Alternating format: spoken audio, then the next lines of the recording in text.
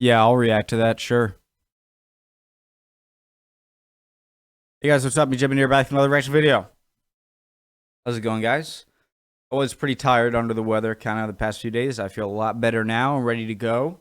And I thought I was going to be doing the 1917 episode because naturally that would come after the 1916. But in the little playlist they have over at Epic History TV, they have World War I, Battle of the Somme, 1916, squished in between the 1916 and 17 videos. So naturally, of course, I'm going to check that one out first before I go forward. Old subscribers, thanks guys as always. New to-be subscribers, I'd love you.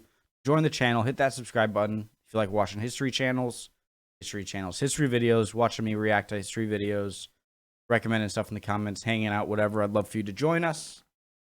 Pull up a chair.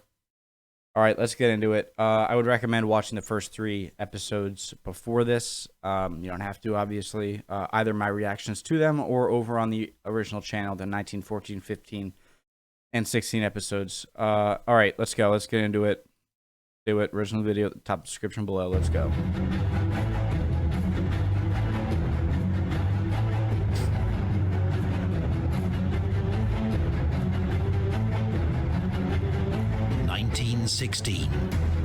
Europe is in the grips of the most destructive conflict yet known, World War I.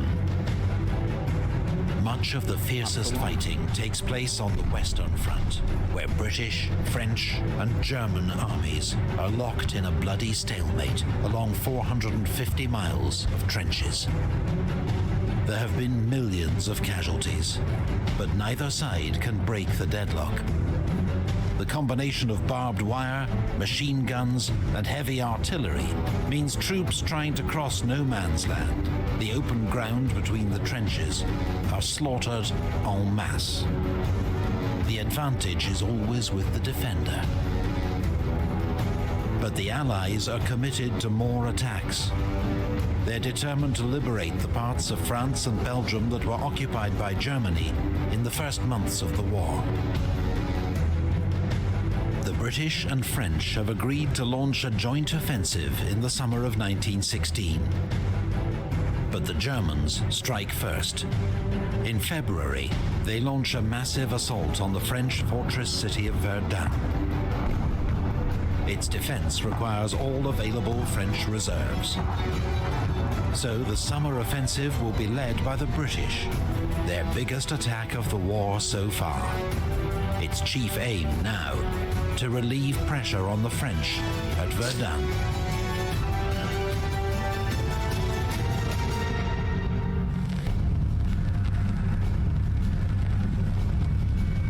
This seems even more intense than usual. Along a 25-mile front near the River Somme in July.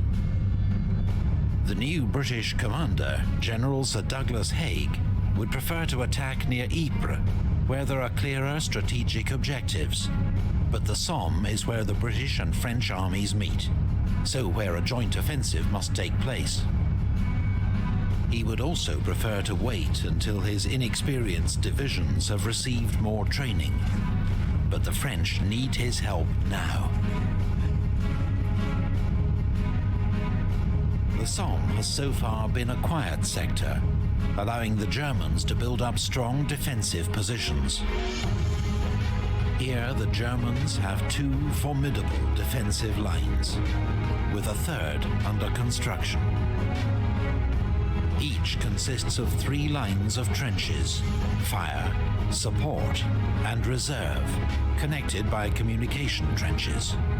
They bristle with machine gun positions, and are anchored on fortified villages and strongholds. Cool, so they have the frontline trench, and then these little kind of passageways back to the kind of support trench where I'm sure there are a few, maybe reserve people, but maybe some medical kind of facilities, and then reserve trench for further retreat or just for more troops. Points and gun positions, and are anchored on fortified villages and strong points. In front of the trenches, there are thick belts. You guys, is this the first major war where we have like these like big, like, you know, set up these big machine guns? I know like the Gatling gun goes back a bit more, of barbed wire. Below are dugouts, some 10 meters deep, to shelter German troops from artillery fire. Telephone lines buried 6 feet deep allow troops at the front to communicate with artillery batteries during an attack. The German troops that hold the line are well trained, and most are combat veterans.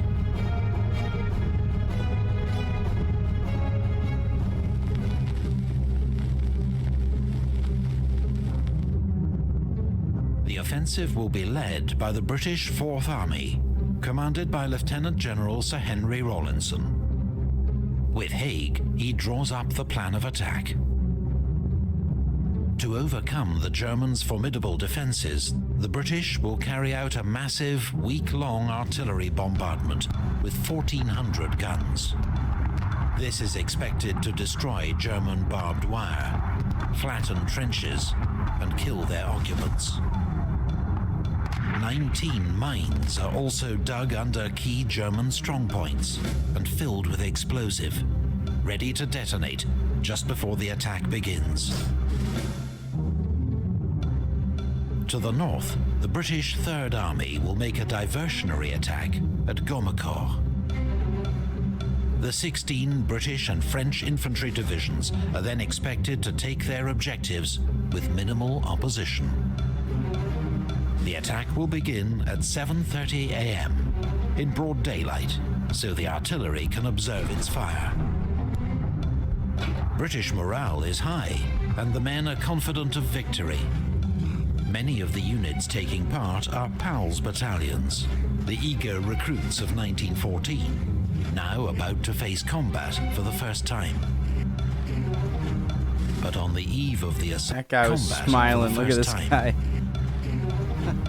But on the eve of the assault, there are worrying reports that the British bombardment has been only partially successful. 1.6 million shells are fired.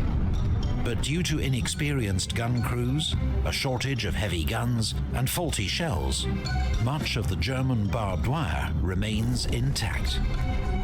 German defenders, too, are largely unscathed in their deep dugouts. And from captured prisoners and listening in. Is 10 feet enough? Didn't it say that they were dug out like 10 feet underground to protect from artillery? If it's like a direct hit, I wonder if that still saved you. In on uncoded telephone calls. The Germans know exactly when and where the British are coming.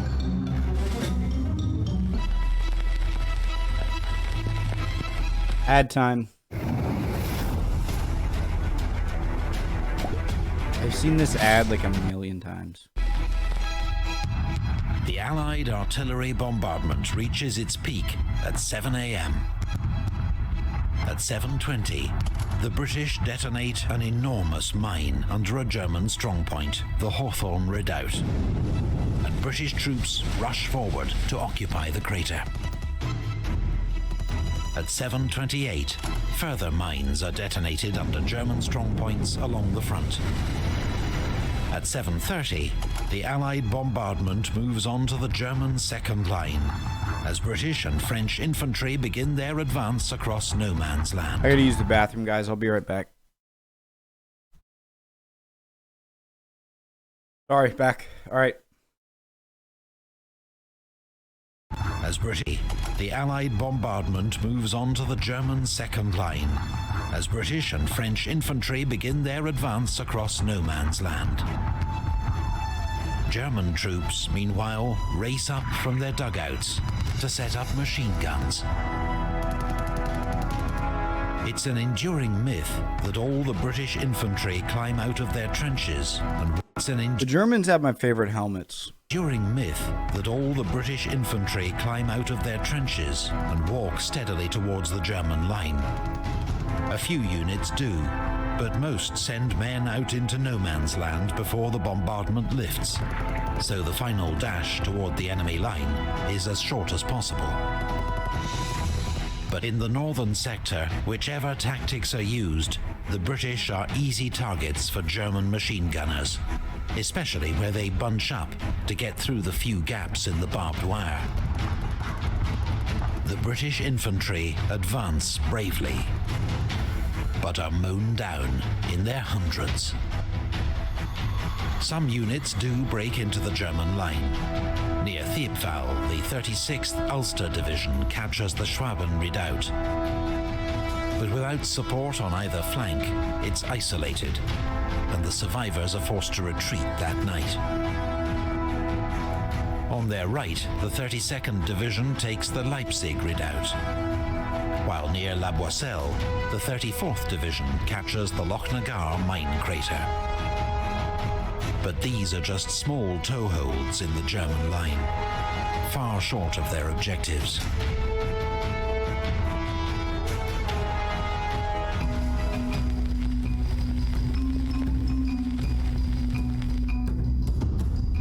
In World War I, one of the greatest challenges faced by commanders is getting accurate information about the course of the battle.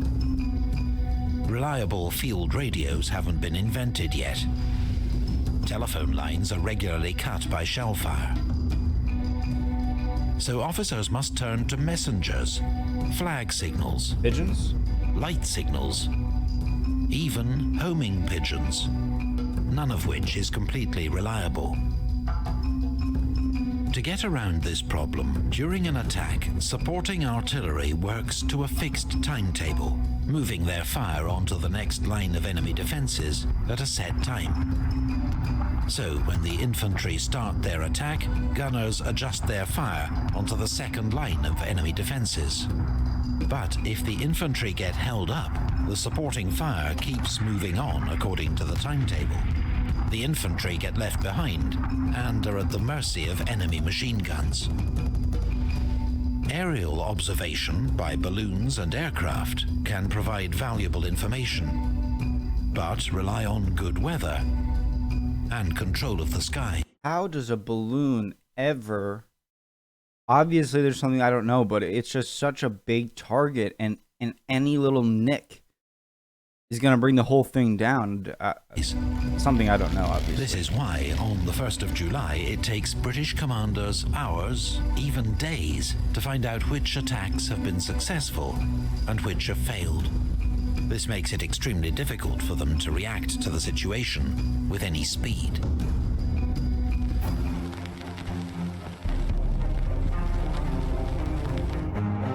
Further south, there is much greater success. Despite heavy losses, the 21st and 7th Divisions take Mametz and cut off the heavily defended village of Fricourt, which the Germans abandon overnight. On their right, the 18th and 30th Divisions take their objectives, including the village of Montauban, which is secure by 11 a.m. Alongside them, the veteran French 20th Corps also takes its first-day objectives, as well as 2,500 German prisoners. The Germans didn't expect the offensive to extend so far south, and are less well prepared. And, crucially, the Allied bombardment is boosted by French heavy guns, which are much more effective at destroying barbed wire and German strongpoints. At 9:30 a.m., French colonial troops lead the attack south of the Somme River. The French seize all their objectives and take 3,000 more prisoners. Despite success in the south, the first day of the Battle of the Somme is a costly failure for the British. German losses for the day are estimated at 12,000 men. The French lose 7,000. But the British suffer a staggering 57,000 casualties. What? 1/3 of them killed. How? The 1st of July, 1916, becomes the bloodiest day in the history of the British Army. And it's just the first day in a battle that rages for another 4 months, finally ending in November amid freezing rain and mud.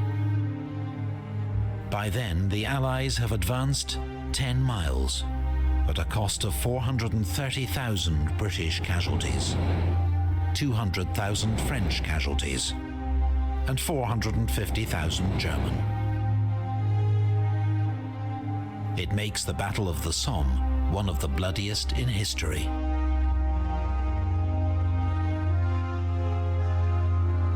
In British popular memory, the Somme is remembered as an unmitigated disaster and tragedy, evidence of the incompetence of British generals and the pointless sacrifice of the gallant soldiers under their command. Just seemed like a meat grinder. But to those who fought it and those at home, the Battle of the Somme was seen as a success. Casualties were enormous and hard to bear, but across Europe every warring nation was suffering terrible losses, as all commanders struggled to find an answer to trench warfare. And at the Somme, the British had not only helped save their French ally, who went on to defeat the Germans at Verdun, but learned vital lessons about how to fight on the Western Front. Most of all, the Battle of the Somme had been a costly but necessary wearing down of the German army, an immensely painful but vital step on the long road to victory.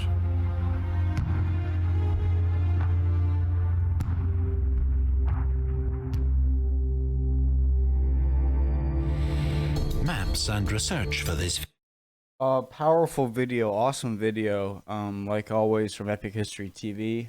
I'm gonna do the 1917 one afterwards, obviously. I'm just struggling with how so many. I mean, it wasn't even on British soil. It just seemed like, you know, they said the poor communication and everything. I don't see that as an excuse for the number of casualties. The French casualties were very low, despite it being, you know, battle lines on German and French territory. And it seemed like the British really paid the casualties in exchange for the German casualties. And that must have been very, for the Germans, very demoralizing, because your main kind of territorial rivalry and battle is between the German nation and the French nation, and the French didn't really even lose that many soldiers because so many of the British died. It seemed unnecessarily. It seemed like you know, one group went through the dead zone, or whatever it's called, in between trenches, the no man's zone, and just got mowed down, and then just kind of went up and did it again and did it again. And yeah, that's crazy. Great video.